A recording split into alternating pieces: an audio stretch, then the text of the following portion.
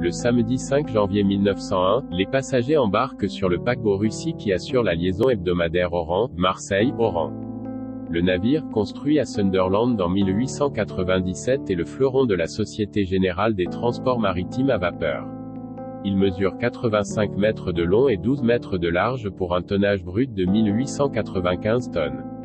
Ce samedi 5 janvier il lève l'ancre emportant à son bord 46 passagers et 56 hommes d'équipage. Il transporte également un important fret postal. C'est le capitaine Jouve, de Marseille, qui commande le navire. C'est un marin très expérimenté qui faisait la route depuis plusieurs années. Le 7 janvier 1901, au petit matin, la Russie se trouve au large de Faraman près de Port-Saint-Louis-du-Rhône. Dans la nuit, la neige obscurcit l'air et donne à la flamme du phare de Faraman des éclats rougeâtres qui conduit le capitaine Jouve à confondre le phare de Faraman avec celui de Planier. La Russie dévie alors de sa route et sous l'effet de la violente tempête et des courants, le paquebot s'échoue sur les bancs de sable de la plage de Faraman à 5 heures du matin. Les passagers, à peine vêtus, envahissent le pont et voyant le navire à terre sont pris de panique. Au large des Saintes-Maries, la mer est déchaînée. Prévenu du drame qui se déroulait à Faraman, le patron pêcheur François Cellier qui se trouvait dans un café des Saintes décide aussitôt de porter secours aux naufragés. Avec Baptistin Taillet, un autre patron pêcheur, ils arment 2 barques avec des volontaires qui se trouvaient dans le café. Au large des Saintes-Maries, la mer est toujours déchaînée. Avec leurs barques catalanes, mues à la rame, ils se dirigent alors vers les lieux du naufrage en empruntant les étangs. Nous sommes en janvier, il fait très froid et il a neigé dans la nuit. Le vent souffle en tempête. À certains moments, quand il est impossible de naviguer sur l'étang, ils doivent porter les barques sur leurs épaules pour continuer d'avancer. Ainsi, n'écoutant que leur courage et leur sens du devoir de marin, ils finissent par atteindre le lieu du naufrage au large de la plage de Faraman. De leur côté, les pêcheurs de carreaux vont courageusement rejoindre le lieu du naufrage, à bord de leur canot de sauvetage le Saint-Charles que l'on voit sur la photo dans le port de Carreau. Dans la nuit du lundi au mardi, l'angoisse grandit à bord car l'arrière du navire commence à se démolir. La cale arrière et la chambre des machines sont envahies par la mer. Le navire s'incline de plus en plus et les coups de roulis sont de plus en plus violents. Les passagers se réfugient dans le salon de première classe et dans le fumoir. Le mardi matin, la porte de tribord du salon vole en éclats, un paquet de mer vient de la défoncer. La panique reprend de plus belle. Une fois rendus sur place, les sauveteurs des Saintes-Maries et de Carreau vont tenter à maintes reprises d'accoster la Russie avec leurs barques. Malheureusement, la mer est si mauvaise et la tempête si violente que toutes les tentatives échouent. Le mercredi matin, au 3e jour de l'échouage, l'arrière, à tribord, se brise sous les assauts des lames. Le navire prend une forte inclinaison. Les flots sont courroucés. À bord du paquebot, la nuit est épouvantable.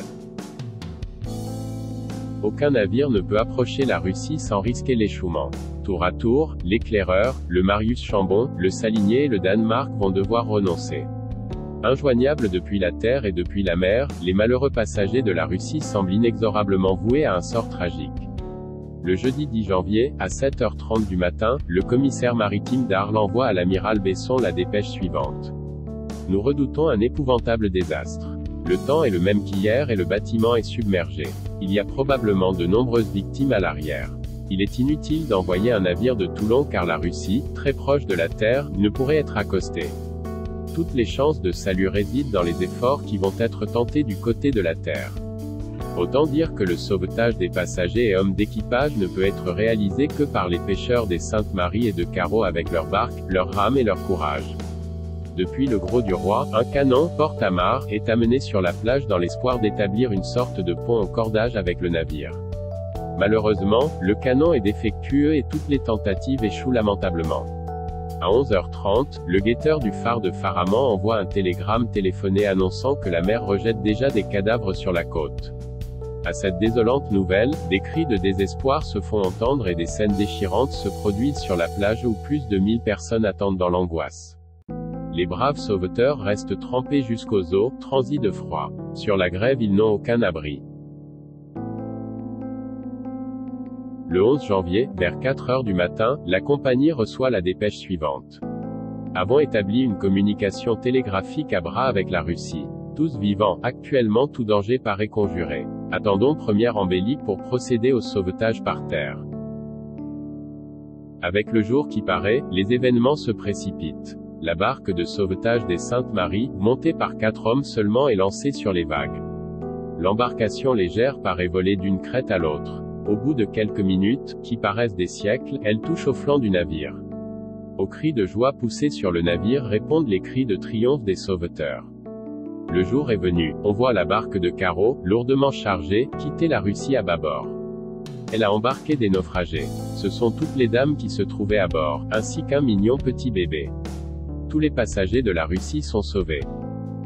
La presse nationale s'empare du drame de la Russie qui sera suivi avec anxiété pendant plusieurs jours dans toute la France. Les autorités politiques ont suivi le déroulement des opérations jusqu'au plus haut niveau de l'État. Une commission d'enquête parlementaire sera même diligentée pour analyser les défaillances de la Marine nationale. Le marquis de Baroncelli a écrit un poème en provençal à la gloire des sauveteurs de la Russie. Ce poème a été publié dans le recueil de poésie Blad des Luneaux préfacé par Frédéric Mistral. En avril 1901, le président de la République Émile Loubet, en déplacement à Toulon, a reçu les sauveteurs des Saintes Maries et de Carreau. Il a remis la croix de chevalier de la Légion d'honneur à messieurs Franceschi, douanier aux Saintes Maries, Cellier, patron de la barque des Saintes Maries, et Domange, patron du canot de Carreau. Tous les autres sauveteurs ont reçu la médaille d'or du ministère de la Marine. Le paquebot Russie sera renfloué et poursuivra la traversée de la Méditerranée durant plusieurs années. On le voit ici dans le port de Marseille. En 1915, le navire sera vendu à la Finlande. Rebaptisé Urania, il sombrera quelques mois plus tard après avoir sauté sur une mine marine en mer Blanche, sous pavillon russe.